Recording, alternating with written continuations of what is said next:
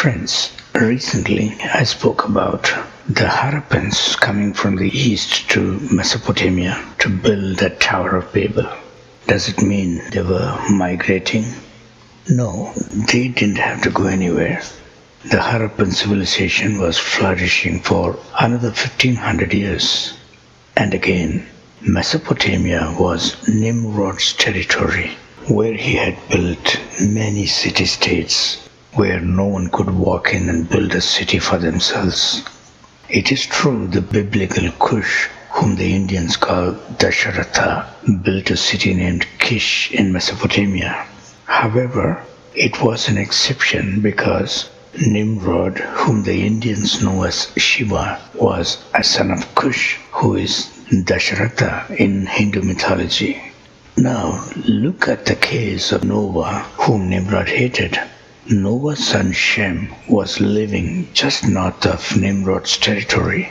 Still, Noah had to bring him all the way to the already overcrowded Gangetic Plain to form a coalition government with the Purus of India, which led to the formation of Bharatvarsha, the ancient India, the details of which are found in Rigveda, where Noah is mentioned as Sranjaya and Shem, the king Bharat, as Divodasa.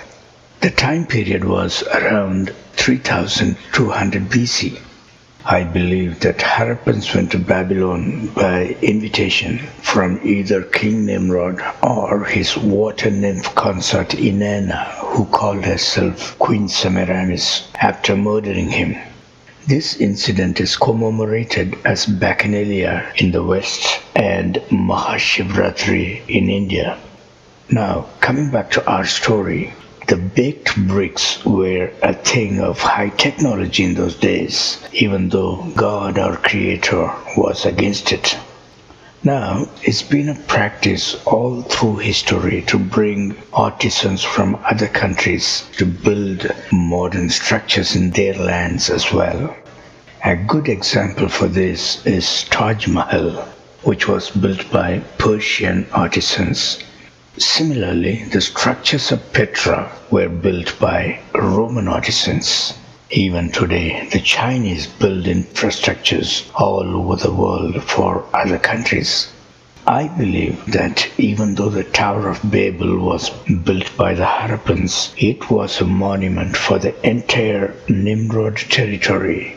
However, Nimrod, having been killed by Semiramis, both her and her infant son Tammuz must have been at Babel.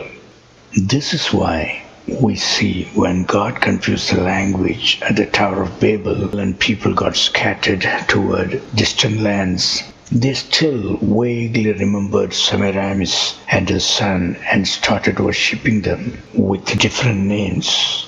Nobody remembered Nimrod because he was no more.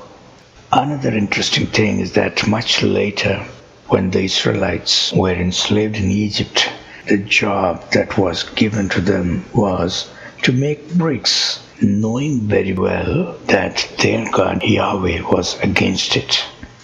Thanks for watching.